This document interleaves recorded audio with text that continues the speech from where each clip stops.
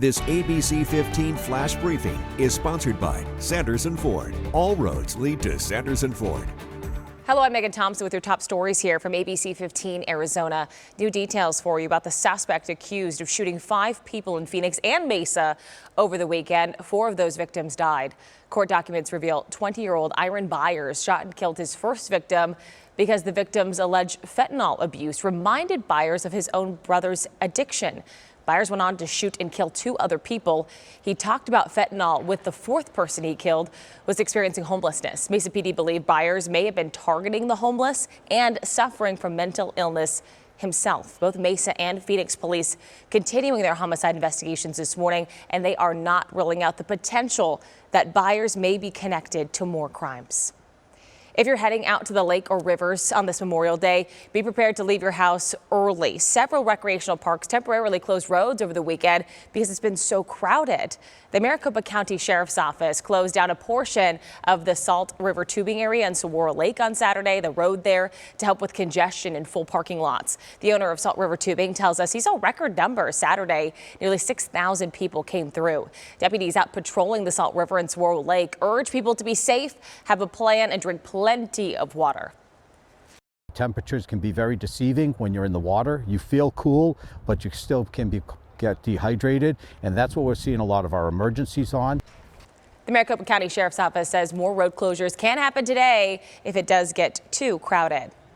And catch a wave this summer break. The Kiwanis Wave Pool in Tempe is now open daily starting today. It's decked out with a 127-foot long double spiral water slide and waves that climb up to 3 feet tall. Admission begins at $4 for kids ages 2 through 12 and $5 for kids 13 and up. And children under 2, they get in for free.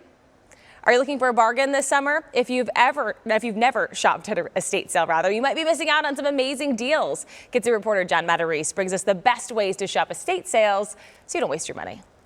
An estate sale is the perfect way to find great deals on furniture, household items, and collectibles. But estate sales can be overwhelming.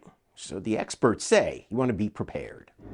Imagine buying collectible crystal for pennies on the dollar. There's Waterford crystal up here on the top shelf. How about a mint condition vintage stereo with all instructions? And then there's the turntable there. Rosie Harris runs a local franchise of Caring Transitions, an online estate sale company where you no longer have to wander through old homes for hours. You simply point and click from the comfort of your home. It's really changed, especially post-COVID.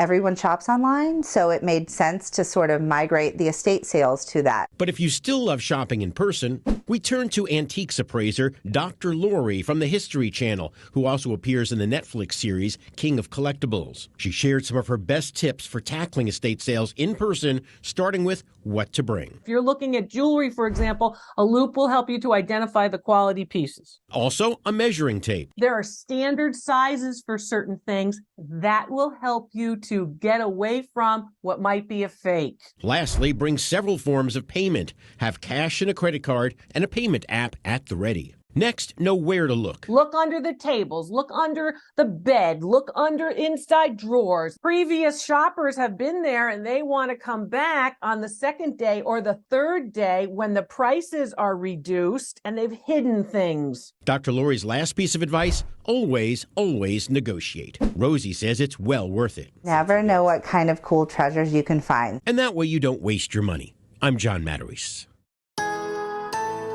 Happy Memorial Day. I'm Nohe Lonnie Graff with that most accurate forecast. It's going to be a toasty one, but it's also going to be breezy later this afternoon. And I think it's gusty conditions that will keep us, for the most part, away from those triple digits. So if you want to get outside, try to make it in the earlier half of the day, starting off in the 70s and 80s by 10 o'clock. Then by noon, we're into the 90s, 92 degrees at noon. So something to consider. If you're going to be outside after that, maybe at the pool, make sure you're applying that sunscreen. It's going to be clear, sunny skies as we rise to a high of 99 degrees today in the valley. More 90s to our south and west. Central Arizona will stay in the upper 70s, low 80s, and more 70s north of the rim for your Memorial Day holiday. Then our temperatures will start trending down slowly. By midweek, though, we're back in the low 90s for the rest of the week till we hit next weekend, those triple digits right around the corner. All thanks to a storm system that's going to be moving in from our west, and it will bring a slight chance of showers to the high country Wednesday, Thursday, and Friday.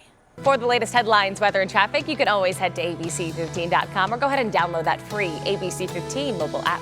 This ABC15 Flash Briefing is sponsored by Sanderson Ford. All roads lead to Sanderson Ford.